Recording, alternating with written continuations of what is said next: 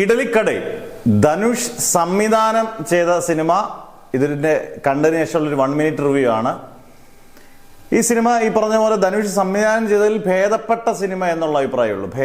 ധനുഷ് സംവിധാനം ചെയ്തതിൽ ഭേദപ്പെട്ട സിനിമ. പക്ഷെ കാസ്റ്റിംഗ് പക്കയാണ്. ധനുഷ്, നിത്യാമേനോൻ, അരുൺ വിജയ്, സമുദ്രകനി, സത്യരാജ്, രാജ്കിരൺ. എനിക്ക് രാജ്കിരണിനെയൊക്കെ ഭയങ്കര ഇഷ്ടമുള്ള ഒരാളാണ്. നല്ല ഗംഭീര പെർഫോമൻസ്. എല്ലാവരും ഗംഭീര ആക്ടേഴ്സ് ആണ്. പക്ഷെ ഒരുപാട് പെർഫോമൻസ് വൈസ് ഒന്നുമില്ല.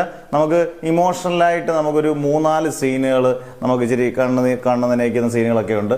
പക്ഷെ പൊതുവെ ഈ പറഞ്ഞ പോലെ ഫസ്റ്റ് ഹാഫ് ഒക്കെ നന്നായിട്ട് എടുത്ത് ഒരു ഫീൽ ഗുഡ് മൂവിയാണ് ഉദ്ദേശിച്ചത്.